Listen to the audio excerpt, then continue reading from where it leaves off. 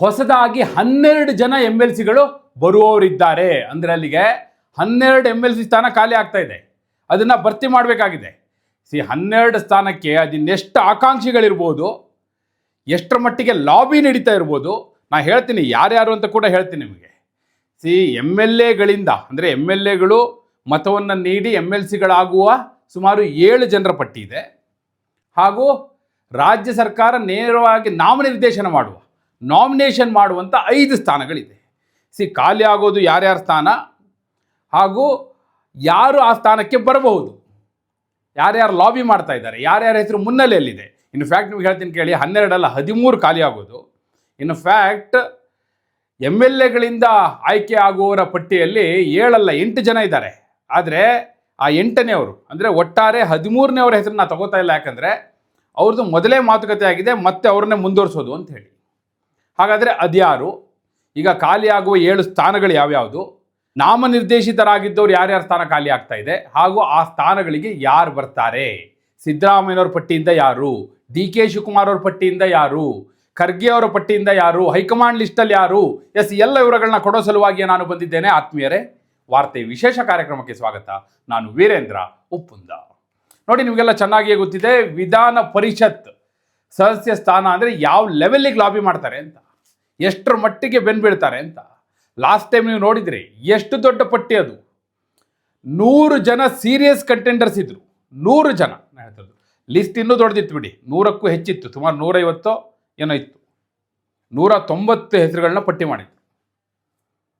ಈಗ 12 + 1 ನಾನು ಹೇಳಿದ್ನಲ್ಲ 13, 1 ಮತ್ತು ವಾಪಸ್ ಅವರಿಗೆ ಹೋಗುತ್ತೆ. ಅದು ಯಾರು ಅಂತ ಹೇಳ್ತೀನಿ ನಾನು. ಈ 12ರ ಪೈಕಿ 7 ಜನ MLAಗಳಿಂದ ಆಯ್ಕೆ ಆದವರು ಯಾರ್ಯಾರು, ಈಗ ಅವಧಿ ಮುಗಿತಾ ಇರೋದು ಯಾರ್ಯಾರ್ದು, ನಿವೃತ್ತಿ ಆಗ್ತಾ ಇರೋರು ಯಾರ್ಯಾರು, ಫಸ್ಟ್ ಅದನ್ನು ಓದ್ಬಿಡ್ತೀನಿ ನಾನು. ನೋಡಿ, ನಂಬರ್ 1 ನಜೀರ್ ಅಹಮದ್. ಈಗ ಮೊನ್ನೆ ಮುಖ್ಯಮಂತ್ರಿಗಳ ರಾಜಕೀಯ ಕಾರ್ಯದರ್ಶಿ ಹುದ್ದೆಯಿಂದ ವಜಾ ಆದ್ರಲ್ಲ ನಜೀರ್ ಅಹಮದ್, ಅವರ MLC ಅವಧಿ ಕೂಡ ಜೂನ್ 30ಕ್ಕೆ ಮುಕ್ತಾಯ ಆಗ್ತಾ ಇದೆ. ಹಾಗೆ ಸುನಿಲ್ ವಲ್ಯಾಪುರೆ, BK ಹರಿಪ್ರಸಾದ್. ನೋಡಿ, ಅವರು ಮಂತ್ರಿ ಆಗುವ ಆಸೆ ಇಟ್ಕೊಂಡಿದ್ದಾರೆ. ಒಂದು ಕಡೆ ರಾಜ್ಯಸಭಾ ಸ್ಥಾನಕ್ಕೂ ಅವರ ಹೆಸರು ಓಡ್ತಾ ಇದೆ. ಅವ್ರು ಇಚ್ಛಿಸದೆ ರಾಜ್ಯಸಭೆಗೂ ಹೋಗ್ಬೋದು, ಇಲ್ಲ ನಾನು ಮತ್ತೆ ಈಗೇನು ವಿಧಾನ ಪರಿಷತ್ನಲ್ಲೇ ಕಂಟಿನ್ಯೂ ಆಗಬೇಕು, ಆ ಮೂಲಕ ಮಂತ್ರಿ ಆಗಬೇಕು ಅನ್ನುವಂಥ ಇಚ್ಛೆ ಇದ್ದರೆ ಅವರು MLC ಆಗಿಯೂ ಕಂಟಿನ್ಯೂ ಆಗ್ಬೋದು. ಅವರ ಹೆಸರು ಕೂಡ ಲಿಸ್ಟಲ್ಲಿದೆ, ನಾನು ಹೇಳ್ತೀನಿ. ಹಾಗೆ ತಿಪ್ಪಣ್ಣಪ್ಪ ಕಮಕನೂರ, ಪ್ರತಾಪ ಸಿಂಹ ನಾಯಕ್, MTB ನಾಗರಾಜ್ ಹಾಗೂ ಗೋವಿಂದರಾಜು. ಗೋವಿಂದರಾಜು ಅಂದರೆ ಇದು ಡಾಕ್ಟರ್ K ಗೋವಿಂದರಾಜು ಅವರಲ್ಲ, ಅಂದರೆ RCB ಈ ಗವರ್ನರ್ನ ಕರ್ಕೊಂಡು ಬಂದಿದ್ದೊಂದು ಇನ್ಸಿಡೆಂಟ್ ಆಗಿತ್ತಲ್ಲ, ಅವರಲ್ಲ. ಇನ್ನೊಬ್ಬರು MLC ಗೋವಿಂದರಾಜು ಅವರು. ಇದು 7 ಹೆಸರುಗಳು. ಇನ್ನು ನಾಮಿನೇಟ್ ಆದವರು ನೋಡಿ, ಅಡಗೂರು H ವಿಶ್ವನಾಥ್ ಅವ್ರದ್ದು ಅವಧಿ ಮುಕ್ತಾಯ ಆಗ್ತಾ ಇದೆ 21 ಜುಲೈಗೆ. ಹಾಗೂ ಭಾರತಿ ಶೆಟ್ಟಿ ಅವರ ಅವಧಿ ಮುಕ್ತಾಯ ಆಗ್ತಾ ಇದೆ. ಶಾಂತಾರಾಮ ಸಿದ್ದಿ ಅವರ ಅವಧಿ ಮುಕ್ತಾಯ ಆಗ್ತಾ ಇದೆ. ಹಾಗೂ ಡಾಕ್ಟರ್ ತಳವಾರ ಸಾಬಣ್ಣ. ಈ 4 ಅವಧಿ ಯಾರ್ಯಾರು ನಾಮಿನೇಟ್ ಆಗಿದ್ರು ಅದು ಅವಧಿ ಮುಕ್ತಾಯ ಆಗುತ್ತೆ. ಅವರ ಸ್ಥಾನಗಳಿಗೆ ಹೊಸಬ್ರನ್ನ ತರಬೇಕಾಗುತ್ತೆ ರಾಜ್ಯ ಸರ್ಕಾರ. ಅದ್ರ ಜೊತೆಗೆ 1 ನಾಮಿನೇಟ್ ಮಾಡೋದು ಬಾಕಿ ಇದೆ ರಾಜ್ಯ ಸರ್ಕಾರ. ಅದು ಸೇರಿದ್ರೆ 5, 7 + 5 12. ಇದಲ್ಲದೆ ಜುಲೈ ಅಂತ್ಯದ ವೇಳೆಗೆ 21 ಜುಲೈ ಹೊತ್ತಿಗೆ 21-22 ಹೊತ್ತಿಗೆ ರಮೇಶ್ ಬಾಬು ಅವರದ್ದು ಕೂಡ ಅವಧಿ ಮುಕ್ತಾಯ ಆಗುತ್ತೆ. ಯಾಕಂದರೆ CP ಯೋಗೇಶ್ವರ್ ಅವರ ಉಳಿದ MLC ಅವಧಿ ಏನಿತ್ತು ಅದಕ್ಕೆ ಅವ್ರನ್ನ ಆಯ್ಕೆ ಮಾಡಲಾಗಿತ್ತು. ಆ ರೀತಿ ಅವ್ರನ್ನ ಕಂಟಿನ್ಯೂ ಮಾಡ್ತಾರೆ.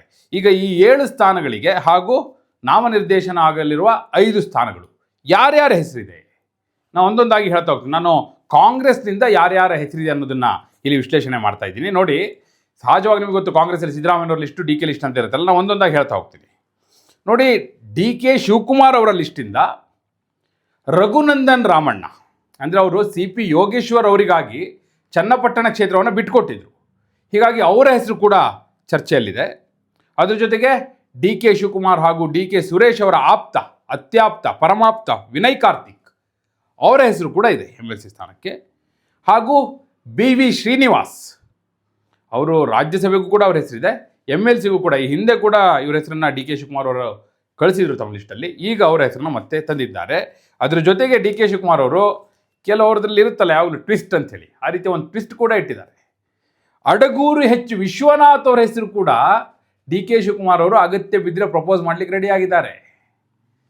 ಯಾಕಂದರೆ ಈಗ ನೀವು ನೋಡ್ತಾ ಇದ್ದೀರಿ, ವಿಶ್ವನಾಥ್ ಅವರು ಸಿದ್ದರಾಮಯ್ಯವ್ರ ವಿರುದ್ಧ ನಿರಂತರವಾಗಿ ವಾಗ್ದಾಳಿ ಮಾಡ್ತಾ ಇದ್ದಾರೆ.